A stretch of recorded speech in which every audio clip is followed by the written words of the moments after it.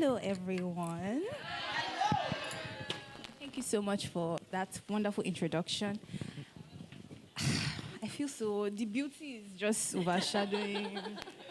Like, it's blinding. It's like, oh my gosh, my eyes. Wow. What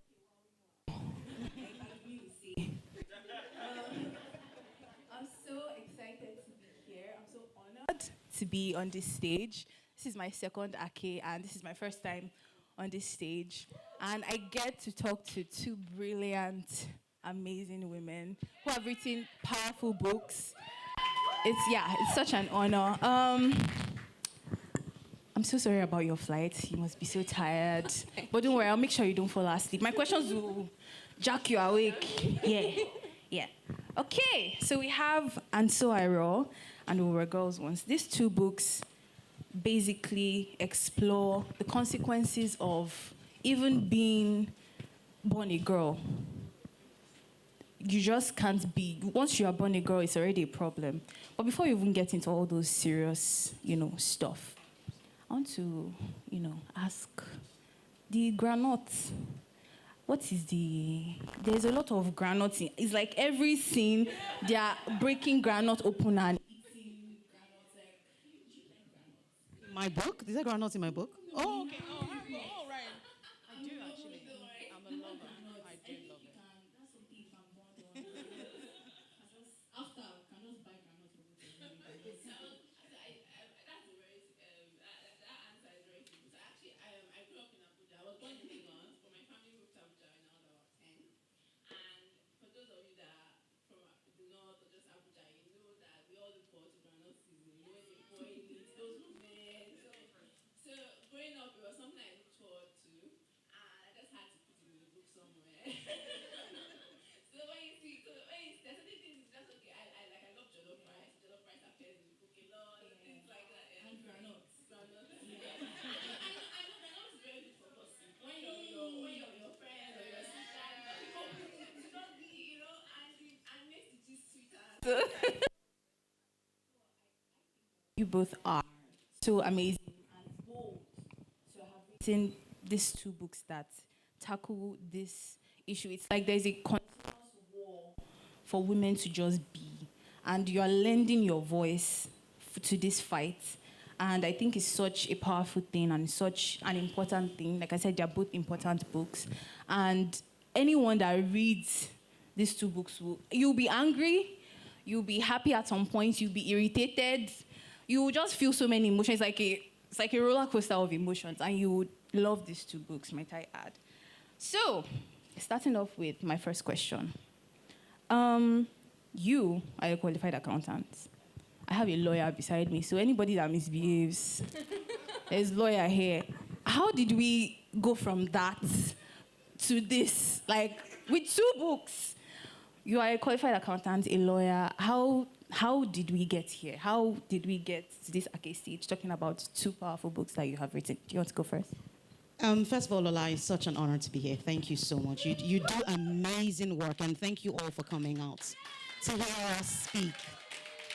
So, I'm not a lawyer. No. I did study law, my first degree. I do like education. And then I went on to do a master's in international project management. And I spent 15 years of my life working in technology and, doing project management. But I'd always been a writer. I'd say I'd always been a storyteller. I loved telling stories as a child. I used it to manipulate people a lot and to scare people.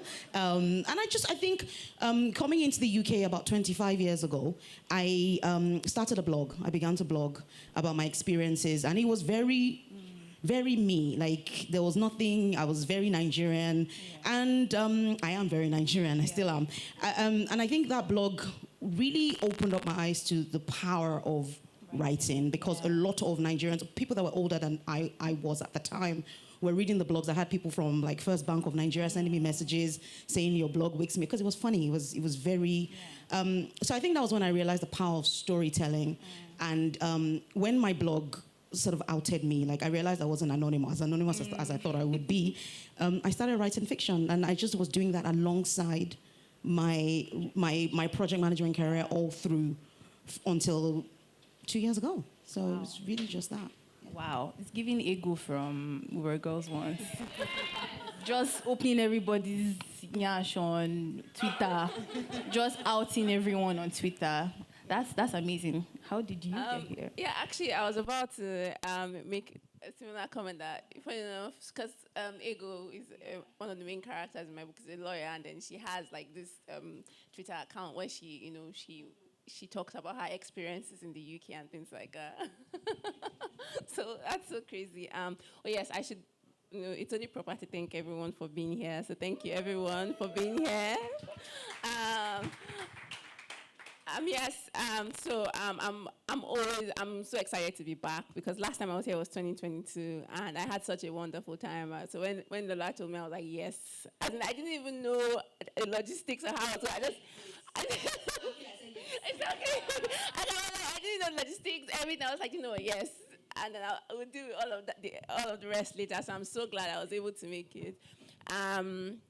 Yeah, to answer your questions, I always talk about how I loved reading growing up, right? Because my dad used to buy me a lot of books. My parents encouraged me to read, And I never saw myself as a writer, funny enough. I just loved to read. But then I used to write essays and, just things like that. And so I was very much in the non-fiction side of things. And I loved finance. I loved numbers. I still joke that I'm a numbers person first.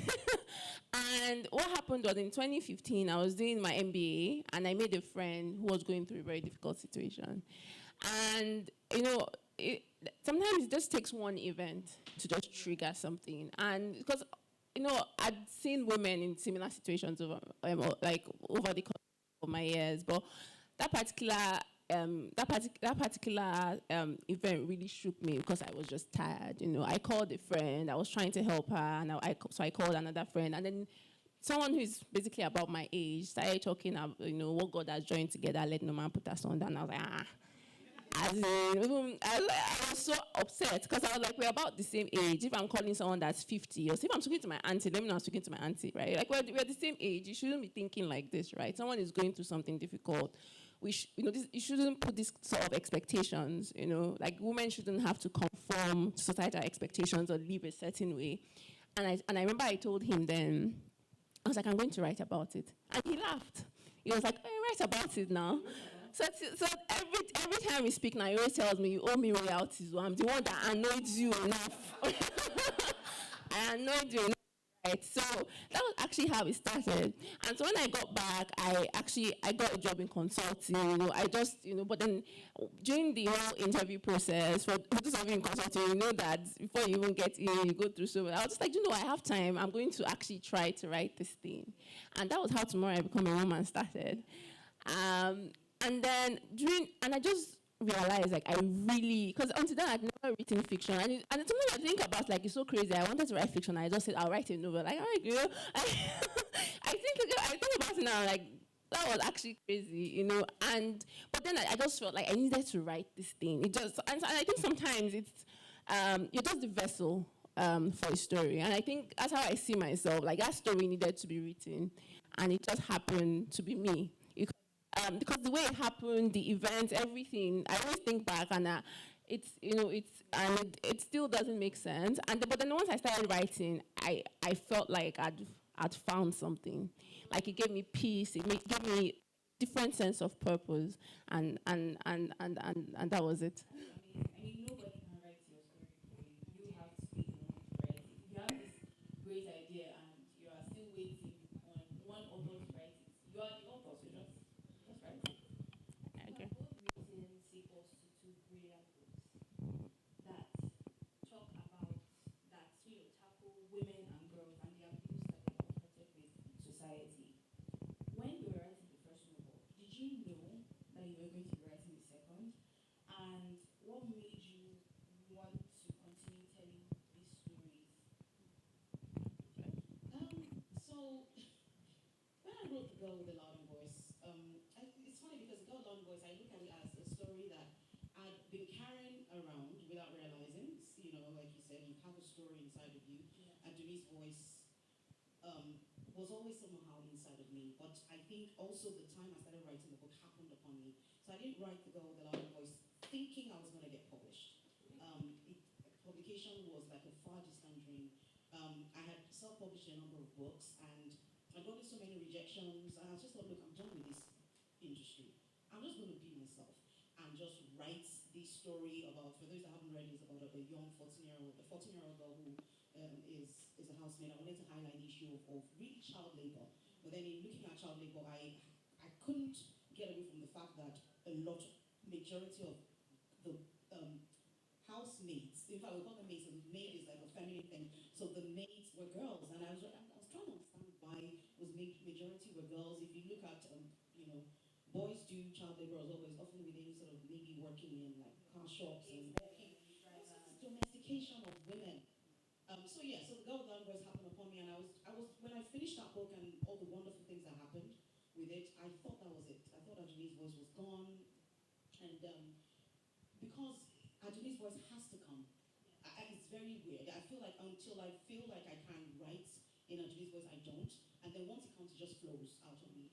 And so I was done with it, and I was trying to write something else, but I was really struggling with it. I went through a family grief, lost a family member. Writing through it was really difficult, and so when I finished The Girl with the Loud Voice, around the time I finished it, my mother called me. My mom is here in the audience, by the way. So. Oh my gosh! So. My mother says, my mother is a professor of taxation. She hasn't read, I don't think she's read a word of fiction in about 30 years. She is the first female professor of taxation. Oh my gosh, give her a round of applause. She's here.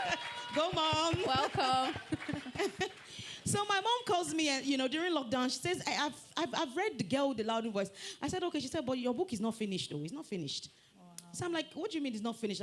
Like the end, you got to the end of the book. She said, no, Aduni has to. And so my mother goes on and tells me this 20-year plan for how Aduni, she will go to United Nations. Wow. She would conquer the world. Who has to suffer. She went on and I wasn't, everything she said, to be honest, I really wasn't listening. I was doing something else. So I hang up the phone, and I kid you not, 5 minutes later, my mom is very meticulous. Yeah. She sends me an email and says, okay, dear daughter, this is exactly what I said. So go back to, this 2-year period where I was really struggling with writing. Yeah. For anybody that's written a book knows it's really hard work. And especially when life happens, I have two growing kids, and all. It was really difficult. And I just thought, I need to do something. So I prayed about it, and the voice just came. And literally the voice came, and exactly with The Girl with the Loud Voice, once I wrote the first sentence, and again, for both books, first sentences have never changed. So once I started the first sentence, it was just like ongoing. And that's how it happened. So it's it wasn't planned, and in a way, my mom's, sort of gingered it a little bit, and I thank God for that. Wow, amazing. My condolences, and thank you, Ma, for, pushing her to give us this great book. So, for you. My process was similar and different, funny enough, because I also went through a loss. So my granddad died early 2021, and I remember I'd hoped to see him during COVID, but then once it got really bad, I was like, so 2020, I decided not to fly to see him because I was like, okay, what if I carry something? He's old, and then he died, and it really affected me. I couldn't write. Like I was literally, and it's so funny. There's I had the mall is closing soon, but there's this mall in Abuja. It's called Nover Mall. I don't know people in Abuja. So there's a shop right there, and I'll never forget. I literally upstairs there's a co-working space. I literally paid for a desk there just to go there every day and write. Like I told myself I'm going to do that. And I remember then, because the thing is when I was writing Tomorrow I Become a Woman, I loved the character and I loved Ego's voice so much, and I kind of felt like I wanted to do something with her, but I wasn't sure what. And I remember then I had a Google Doc. I used to write ideas and conversations. So I have conversations with people, and then in the middle of the conversation, I'll just be on my phone. They're like, "What are you doing?" I'm like, "I'm coming." I'll just write like interesting stuff, and I wasn't sure, but I just had like this Google Doc that had this very long list of crazy. Like when it was actually now time to write the novel, I went back to look and I was like, "What are you writing?" And so what happened was, so when my granddad died, I paid for this desk to force myself to write. And I remember I was having, because for those that read Tomorrow I Become a Man, that Gozie, one of the reasons that that Uju lives is because Ngozi hits their daughter and then she Yeah. has a hematoma. Yeah. And so my younger sister is a doctor. So I called my so to stall because I literally wasn't making a lot of progress with the book, with what I was trying to write because I wasn't sure. I called my sister, she's a doctor, and I was like, okay, talk to me about how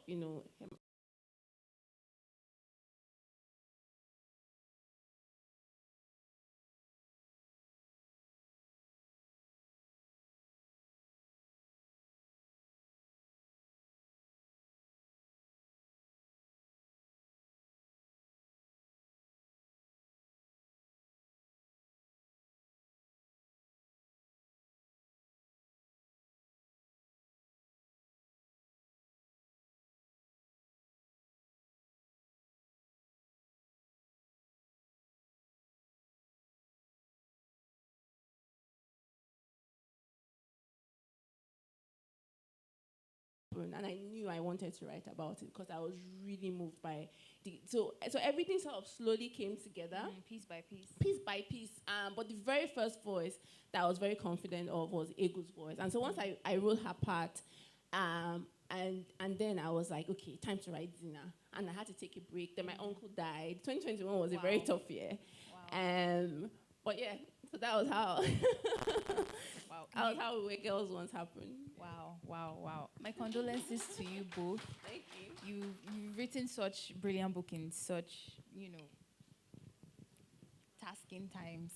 And grateful for that. We're all grateful for that because these books, they are going to go far. And so you speak about, ego coming to you first and you being more, in tune with Aduni's voice. Aduni's voice was always there. But you have this other character, Tia, and you also have Erife and Zina. So how did you manage the writing process for these different characters? Having to jump from one mind of a character to the other and tapping into their voice. Yours is even because they speak, this is a learned woman and then a girl with like broken English. This just, how did you manage to, do this with these characters that are so different in your book? Okay, so yes, you're right. So Tia and Aduni, for those who don't know, Aduni speaks English that she cobbled together. She sort of shattered it and stitched it together, and it's her own thing. And Tia is, educated woman who grew up in Lagos and Port Harcourt, and lives in Lagos, and they become friends. When I was writing The Girl with the Loud Voice, actually, I wanted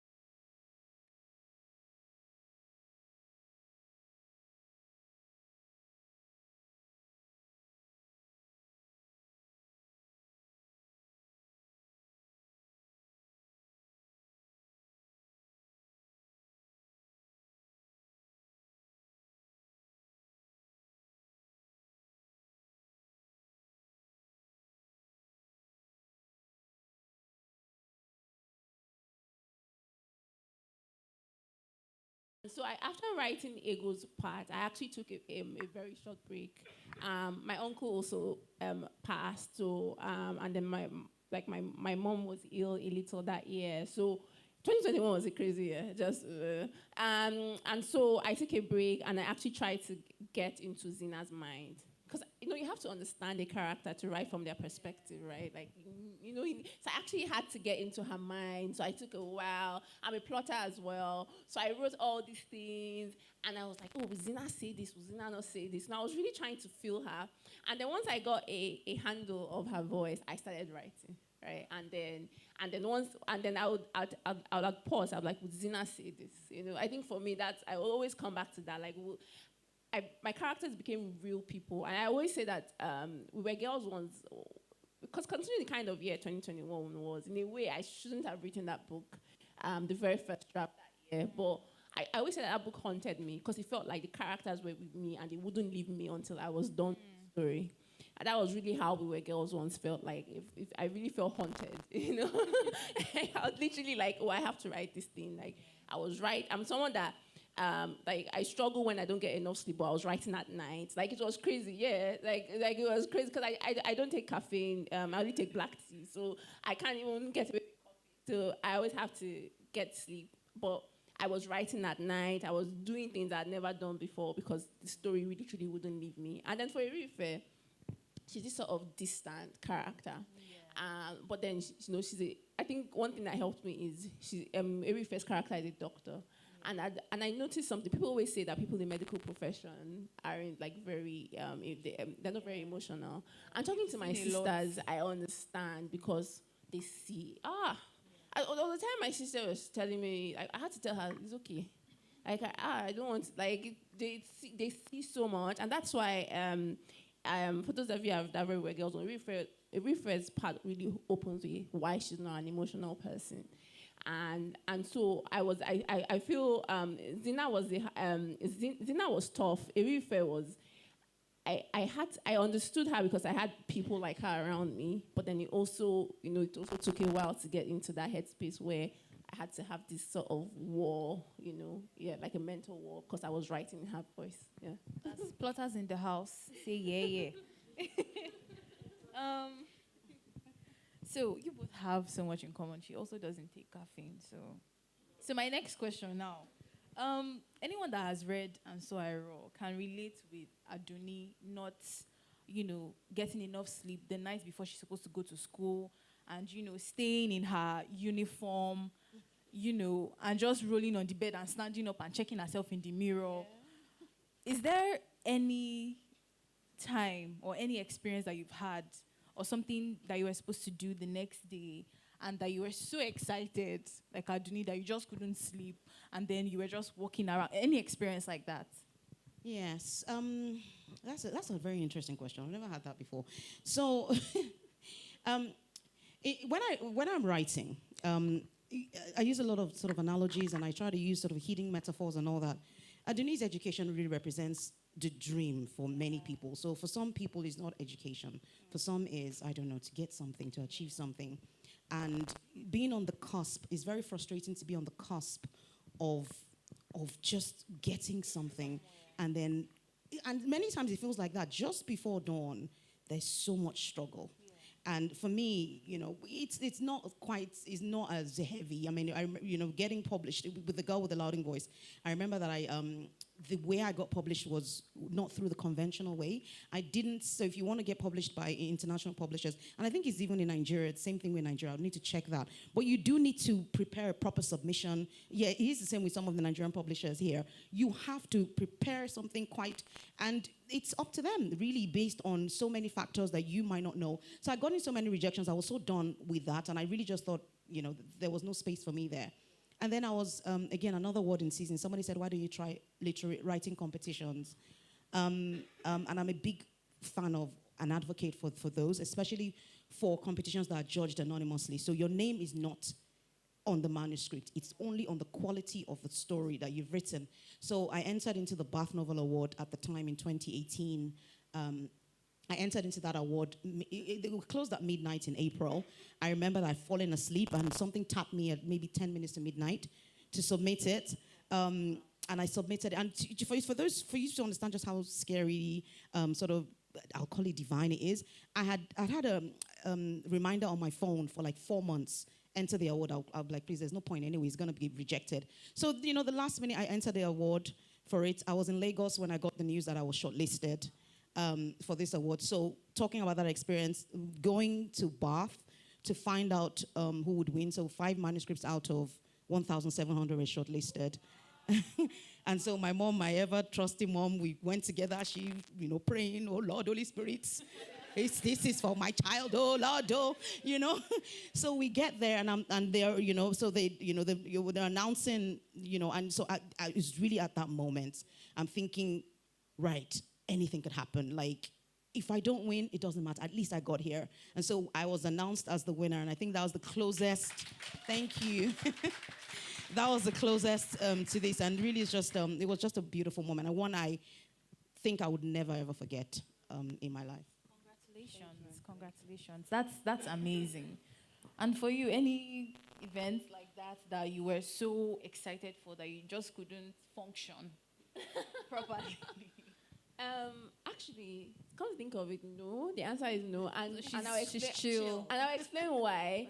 I have a very bad habit. When something big is about to happen, I purposely don't think about it. It's like so people ask me, like, so even like the day my book was published, I think my mom was more excited than I was. She was like, come, let's take a picture. No. I was just like, it's something, I don't know why. I don't even know exactly when I developed this attitude, though. I honestly don't know, because I'm trying to think of when I started. Maybe it was whether it was in secondary school or uni. I'm trying to remember exactly when. But I don't think about major events. Like, I let them happen. And so it's good and it's bad, because it's good because I don't feel the nerves, right? But then it's bad because then I also don't feel the joy, right? So when people tell me about the joy they feel in certain moments, I sort of envy that, because I've developed like a mental, block. Yeah. Yes, I do. So fortunately, I was Protecting yourself from like expectations. yes, but then also just get the pressure, right? Like just not feeling like weighed down. Yeah, that's all. I mean, shout out to supportive moms, your mom and her moms. It's right. Mothers are really killing it out there. Like, so I have a difficult question. We're getting into the spicy. Yeah. If you live in Nigeria, we hear so many stories about, and just not Nigeria, all over the world, it's everywhere, about, abuse and how it's rampant among women and girls and children. Basically, the female gender. Once you're a woman, it's like it's a problem, right? And these books read like a call to action. And what I want to ask is, what can a reader do about things like this? Like, where can we go? What can they do? Because you're literally telling people this is what is happening. Open your eyes. It's not changing anytime soon. Hopefully it does. But it's like a continuous battle that we've been fighting for years. So, like, what can readers really do? Because people have read this book now. How can they help? Where can they go? Like, what can we do? Where can we go? Just to give people like something to run with after they've read these books, after they feel the grief, after they feel the pain of what they experience when they read these books. Yeah. Do you want me to go? Yeah. So there's something in and so I raw, Adonie comes up with something called the Book of Life's Little Wisdoms, where she writes quotes in her 14 years on earth. And there's a quote there that I like, that I came up with, which is that, and I'm just going to sort of paraphrase it. It's something to do, it says that not one person can change the whole world by themselves. But if you look little by little, right, if you look in the corner you are, focus on changing the corner you are, and little by little, your blanket of goodness will spread across the world. Adonie. That is my answer to your question, is we're not all United Nations, UNICEF, or whatever it is. But it's by closing your eyes to the cries of somebody next door that is the housemate that is being assaulted. Or you, as a teacher, you see that this girl walks in and she looks like she's been wounded. And you close your eyes to that pain. Is the friend calling you and telling you that what God has joined together, let no man put asunder. It's little things like that that makes the difference. It's things like what Lola is doing, which is just starting on her own and creating a platform for people like us to speak. Yeah. So it's little by little. We're not all going to change the world. It's impossible to do that as a whole at once. But if you spread your blanket of goodness little by little, and think about the size of a blanket, it's not a lot. It's enough to often cover just one person, but just spread it a little bit. So that's my answer to your question. Amazing. I have to ask. I know I'm not meant to be. I'm meant to be answering questions. Do you preach? You speak like someone that teaches at church. Oh yeah, offering time, please. Come on, Bring out your offerings. Need a basket, please. Come on. No, Submit your offerings, yeah. no, I don't, but I speak. Yeah, no, Thank you. no, you're welcome. Yeah, because they actually, I felt like I was listening to a sermon. No, but so to answer your question, I'll go back to something someone said to me, and a lot of people actually said, when I wrote Tomorrow I Become a Woman, people came to me and said, why did you end it like that? I was angry. You didn't punish him. You didn't do this. You didn't do that. And I said, and I got angry. I got angry DMs. And funny thing, like, sorry to divert. The first time I got a DM, I was like, oh, people DM writers, because I've never thought to DM me, right? Like, even if I read a book and I'm not happy or anything, I'm like, okay, I move on. So the first time someone DM me, I was like, oh, so people do this, you know. I was very shocked. But my answer to this person is actually my answer to this. So when I wanted people to be angry because I wanted people to do something in any little way, you know, kind of people to in any. I didn't want people to read and then go away and just be happy. I wanted people to be like, look for little opportunities around themselves, right, to actually express that anger, you know, to be up. Because the thing is, we read books and sometimes we feel things are very distant from us. Like, oh, it happened to this character, it happened to that. But then when you're actually really upset, you now start seeing.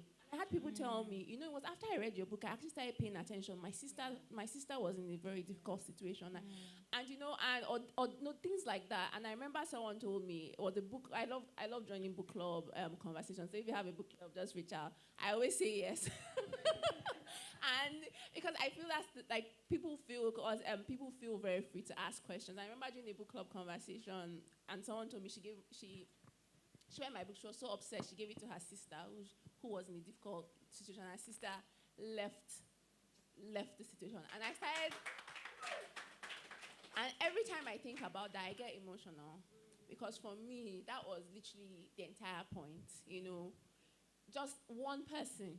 Even if just one person I could save from that situation, because I couldn't save my friend, I couldn't, you know. For me, that was it, you know. And so that's my answer to your question. I want people to look around them. Even if it's like providing support to someone that's going through a difficult situation, even if it's just providing a listening ear, even if it's saying, do you know what, your husband won't let you go for an interview, I will pay for you to go for this interview. You know, just little things like this, do right? something about it. They matter. You know, we don't have to do something really big to change the world. Just these little things. Like people, like I've heard people say, you know, I was speaking to someone and this person said something and it woke me up.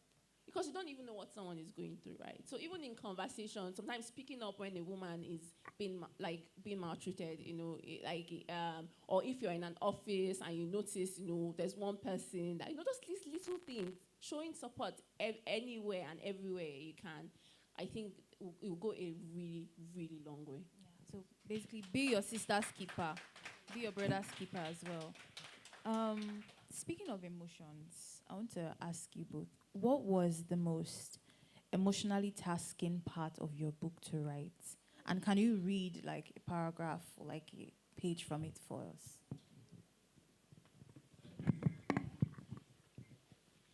I think the most emotionally tasking aspect to write is a spoiler, So I shall not read spoilers. You will buy the book. And buy it, then Buy you know the what is book. there. Right, so let me just read a part that I thought I should.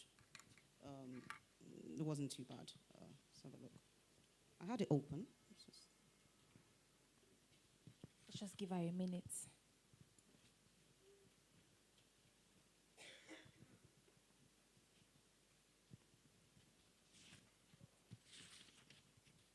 So we have how long? 2 pages, a page? A page. Okay. A page.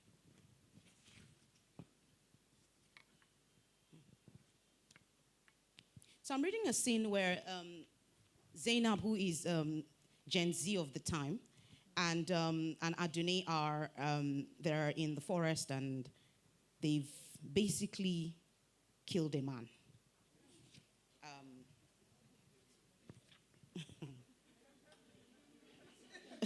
Yes, they've killed a man.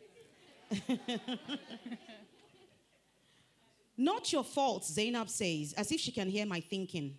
None of this is anyone's fault. He's a rapist, a monster, and he literally came at us. He would have killed us. Her voice is shaking like she's catching a cold, her teeth clapping with each word. She's now walking back and front, from Semi's head to his toes, tapping her forehead with her fingers. Tap, tap, tap. So quit the guilt and let's, I don't know, keep it quiet and find the way out of this mess. I need dad, I need dad, I need dad. Zainab stops walking a moment to make a noise like she wants to vomit, pressing a hand to her stomach and pushing herself back up. I need dad, I need dad, I need dad. I make a cross sign, touch my finger to my forehead and chest, and left and right shoulder, and pray for God to forgive me, to see my heart, so don't let things worse for me. I wipe my tears, pick up his buba near Hawa, the smell of gin and men's perfume still strong on it, and cover his body. The wind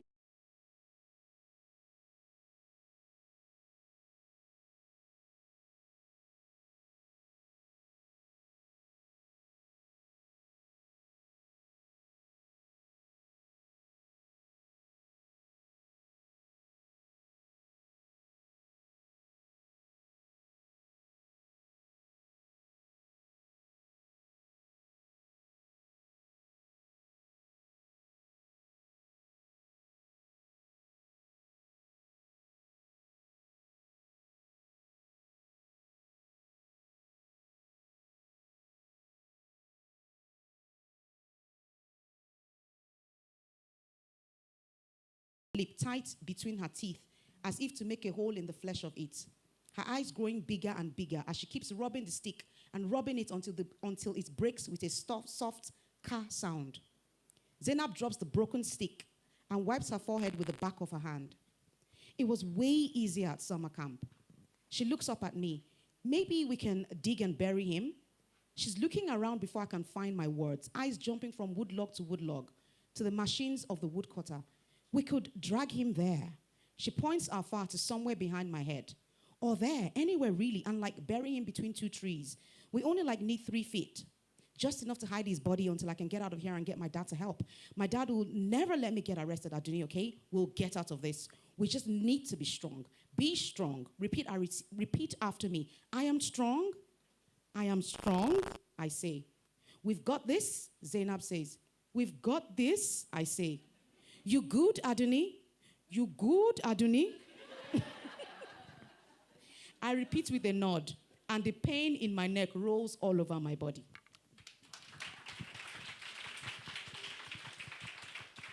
I feel like that's conviction enough for you to go and buy the book. See what happens next.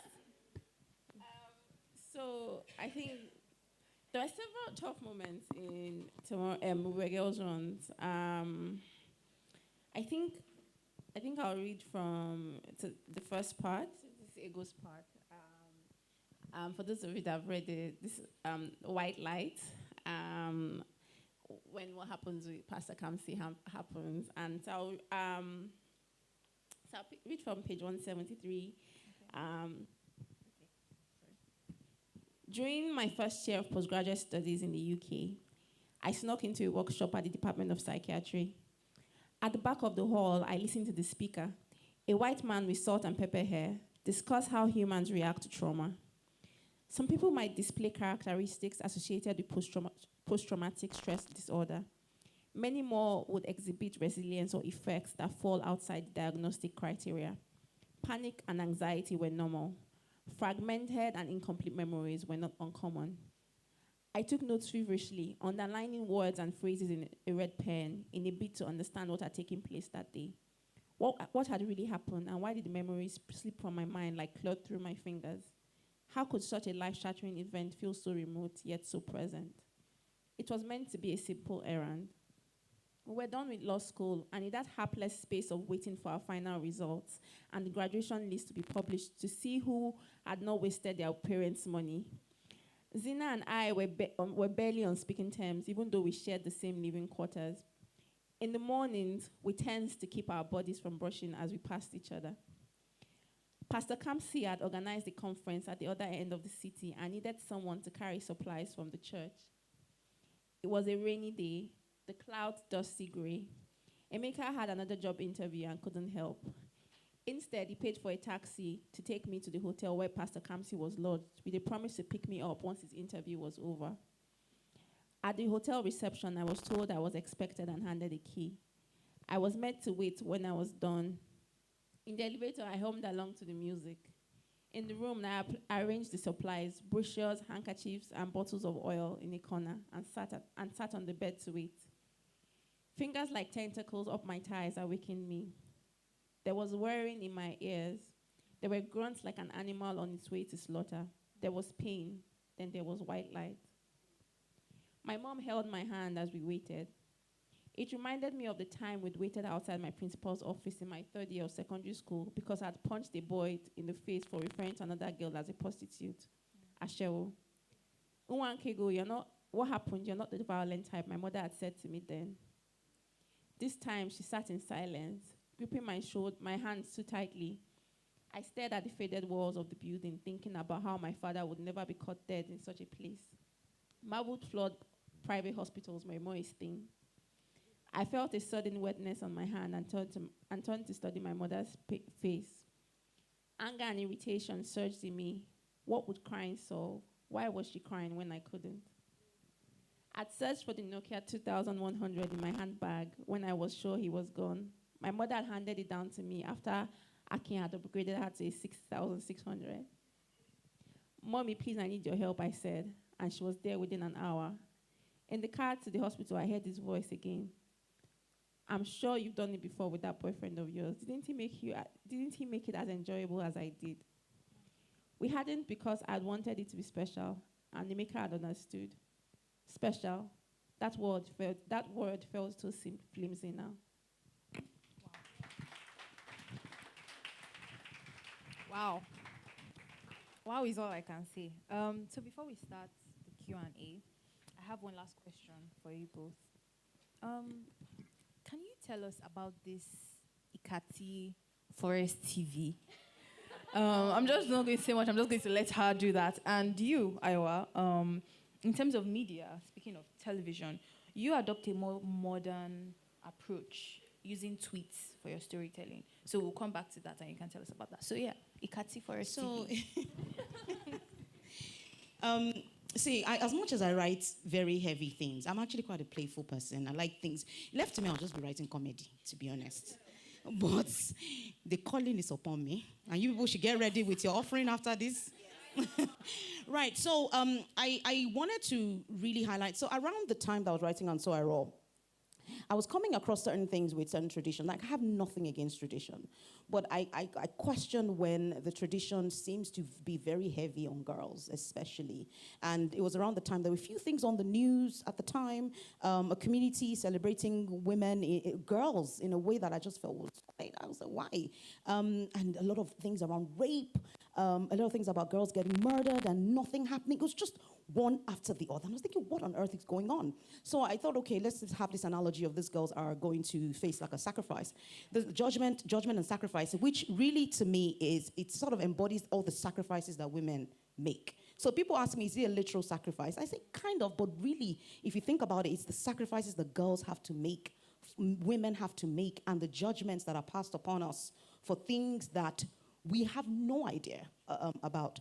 And so in this scene that you're talking about, the Kati Forest TV, the girls are awaiting judgment, but in Aduni being the kind of person that would never dwell on sorrow and let it, I was listening to the brilliant lady that talked about her cancer journey and just live your life because, live moment by moment. I thought that I really took that away from the wonderful ladies yesterday. And so I thought, okay, Aduni is, that's who she is as well. So she says, guys, let's, Zainab is the one that suggests this thing and says, let's tell our stories. Zainab, back then in this book, 2015, sort of Oprah Winfrey, I really wanted to have it to be a Nigerian talk show host, a woman, but I couldn't find any. I know of Agatha, but given the kind of person Zainab, so Zainab is, she is very Gen Z, very literally, very outspoken. So she said, let's do this sort of Oprah Winfrey style talk show.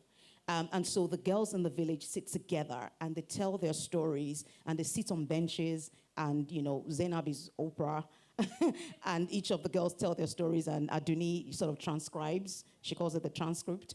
She transcribes the show. But it's just a way of showing how powerful storytelling is, but it was also a way for me to tell the stories in just on like 2-3 parts. Like I didn't want more than 2-3 chapters. The story is not just about, it's not anything to do with opera, it's really the stories of the girls. It's just a style to carry the stories through. Fascinating. And you? So it's actually very funny. Why Ego tweets a lot is actually because, before Elon ruined the app, I was I was very much a Twitter girly. Like, I love Twitter because I felt like it was a place where I learned so much just from listening to, like, just reading people's tweets, people sharing their experiences, their knowledge. And I remember when I joined Twitter, this was like at the end of uni. My roommate then was always on Twitter. I was like, what are you always doing? And then she made me open an account. And so that was actually, and so I wanted Ego to be able to write these things anonymously, right? And feel comfortable enough to share, and then where people could actually just go and comment and be like, yeah, so it happened to me too. Because I realized, like, and that was something about Twitter I really enjoyed, right? Before it became what it is now. Like, it's so toxic. Now, it used to just be this really fun space that people shared stories, and, it just felt like your small community, your small family there, it felt like a different world, and it was just a great place to escape to. And so I wanted a place where Ego could feel comfortable enough to escape because, she's a lawyer, she's like in this new country, she's dealing with all this trauma, just somewhere she could escape, because there's a time Twitter felt like that for me, like where I could just escape and just enjoy, And so, funny story, but I actually designed those tweets myself. Yes, I used to work in consulting, and for those that work in consulting, they used to make us like do our own design then, like, and so I was just like, do you know what? I was actually trying to stall. I was like, I was still like feeling the story out, and so I was just like, you know what? Let me design the tweet. So, and I won't. For those of you that have been in for a long time, you notice that I changed the design from 2013. So you see, as the date changed, the look is up, updated. That's really cool. So another writing studying technique, if anybody's interested. So. And so that was literally why I wrote, I had Ego have the Twitter account. I wrote the story in tweets and, and then, and just some of the funny tweets I'd seen and some of the funny usernames, rice and stew and things like that. So, yeah. Amazing. So I'm going to open the floor now for Q&A. We don't have that much time left, but we do have time for a few questions.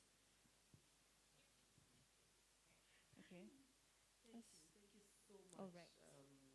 My name is Ama from Ghana, and this is my first time. I'm here because my friend Midasi, he went for a workshop in Ibadan and asked me what I was, and the experience has been amazing. For instance, yesterday, I'm a doctor who works in palliative care, and I'm also a clinical psychologist. So yesterday, the sessions that dealt with cancer, sharing their stories, the children with special needs, they were all. But today, I wasn't even willing to speak because you are talking about something personal. And I think Sharon asked a question, I'm not sure either of you answered. You all talk about abuse. I was sexually abused as a child and I was raped as a teenager. I never told my parents about it for for the sexual abuse was when it was by a family, a neighbor. So when my mom came to visit and said, "Oh, this man is dead," and the first thing that came to our mind is, "Thank God, he was a horrible man." And with the rape, the first patient I saw who had been raped broke me, and that's the only time I could tell my story. There is liberation in sharing. We had a talk show, The Standpoint, and I felt I should share my story about the rape, and I was amazed at people who came to me. People I've worked with for years, people I've been with in secondary school. This thing is real. I haven't read either books, but I'm going to. But I'm so glad you are giving voice to people who are hurting. God bless you. It's a ministry. I get a sense you are in ministry. I know because I'm also in ministry. But I think I would want you to take it further on your blogs. Make sure you connect women links. If you've ever been raped, if you've ever been abused, this is what you do. This is where you go. 25th is coming. 16 days of activism starts. You're already in Orange. You're already living the story. So please, on your online accounts, make sure you connect people to them. Tell them it's okay. You start by talking to a friend. Your books have given them voice, but they need help to be able to claim their lives back. So thank you so much.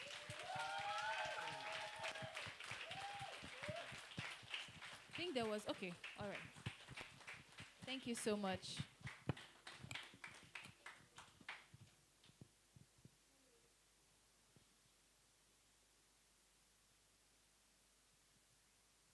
Can we have another mic, please?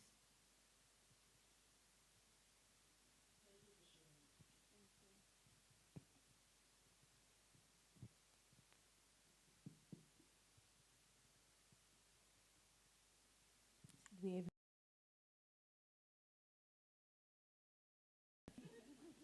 Hello, as a reader, I feel so tired and triggered of reading trauma-related stories, especially about women. Although yesterday I met some people who told me that they enjoy these stories. And I know these issues must be addressed and these stories must be told. But as a reader and as a woman especially, I feel so overwhelmed already and tired. So how do people like me navigate this feeling and this situation? Because I know these stories must be told. So how do we do?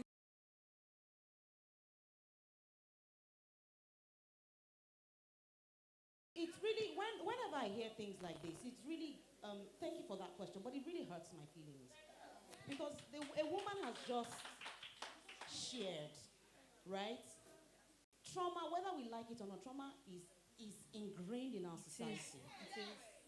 Every day, somebody is being abused.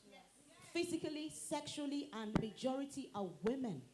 Right? If we start, because you see, whenever people say to me, "Oh, reclaiming narratives, we don't want to hear stories about trauma from Africa," I'm saying you are silencing voices that are essential. So there are so many, and this is why Ake is here. There are so many books that deal with so many different things.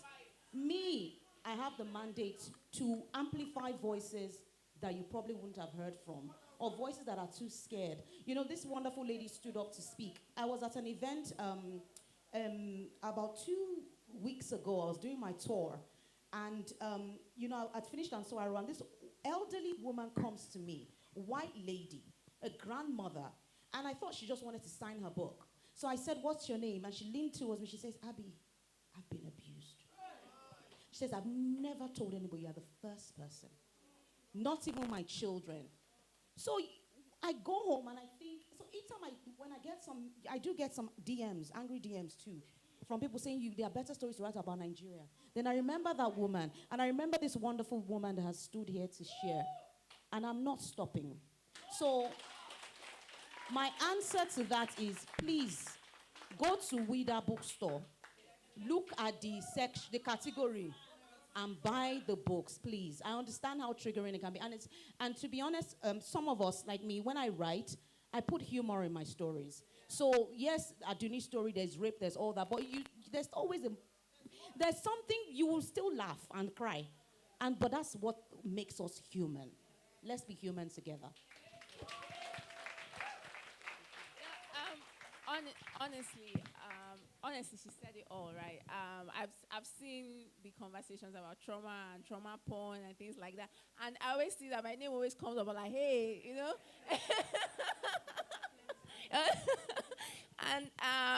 And I think so. I think the problem is people go into literary fiction not expecting reality, right?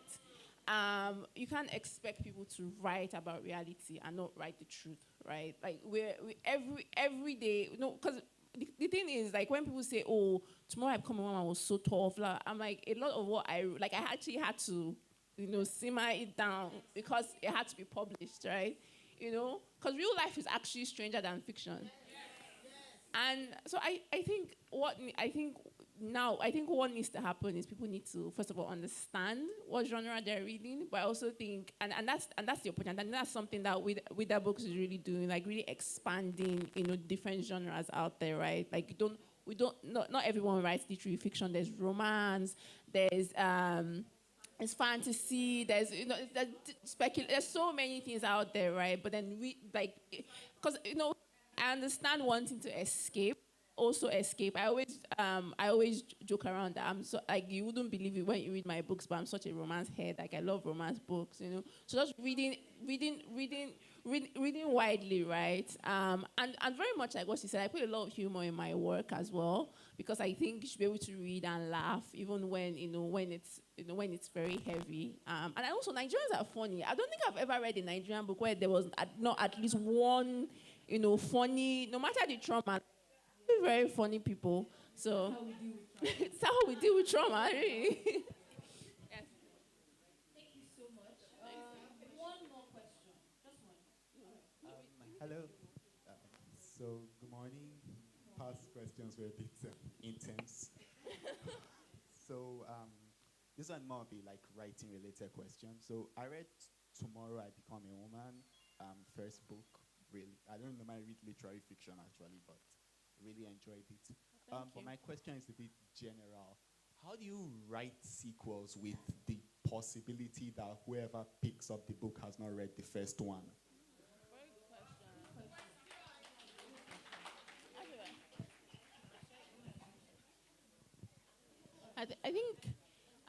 I think for me, when and I'm sure Abby will have a very different writing experience, right? I think for me, when I was writing Where Girls Want, I was very conscious of the fact that people picking it up might tomorrow I become a woman. So I tried to give as much context as I could without giving away everything, right? Enough that you could read Where Girls Want, right, and get the story, but then maybe be curious enough to want to go pick up Tomorrow I Become a Woman. So just, I think, giving context where context is needed, right? Not leaving it up in the air, looking for, filling in, I think one thing I always say when I'm asked about writing, I always say that most of us writers are readers, right? So sometimes you have to be able to take a step back and read your work and be like, if I were a reader, would I get this, and actually reading your own work through the eyes of a reader sometimes is very, very helpful.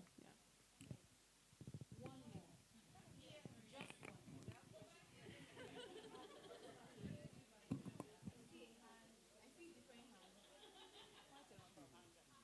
Okay, I'm not obvious. Let me come so that I can be seen. I'm sorry, I just had to speak. Great panel. But I want to respond to what the ladies have said. And I'm coming from it from the point of view of my role as a psychiatrist. And I think what she was saying is that you can read this stuff and it can trigger you. And I guess what she's asking is, how do you handle that? As a reader. As a reader. So these days now, people are adding trigger warnings to work. To say, okay, well, if you read this, this is coming. And then there are things like maybe adding educational or support services that you can, go to.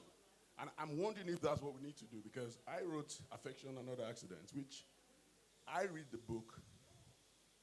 Every time I read the book, myself, I break down. And even the artwork of it, I bought the artwork, but I can't hang it in my house. I had to give it out to my brother. Because every time I look at it, triggered. So I'm asking, maybe that's what we need to do as well. These stories must be told. And people must be empowered to tell them. But I guess we also have to empower our readers to read them as well. Thank you. Thank you all so much. Our time is.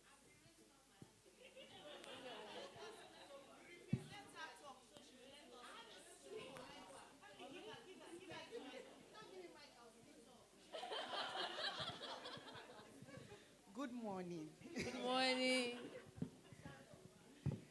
I should not send it. Okay. Thank you. Good morning, everybody. Good morning. Actually, I wanted to address that comment, but Lola said it's over. I will have a word with the young lady later. But as somebody who has been traumatized by Tomorrow I Become a Woman and We Were Girls Once, you remember you promised me when we met at Kaba Fest, you said no more trauma. You promised me. You promised me. So I was very happy to read We Were Girls Once. Why did you break my heart?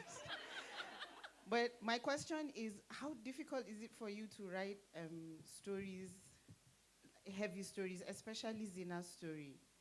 Was it very heavy for you? And are you looking at expanding their universe or working on something different?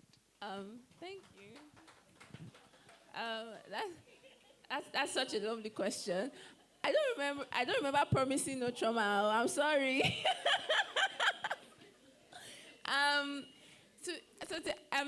To answer your question, and I think and this is actually something that's very important. When people talk about reading traumatic stories, it's actually also very, very difficult for the right. I cried so many times writing my own work, both books. I would take breaks. I would, sometimes I would have to stay away from the work for a while, come back, continue.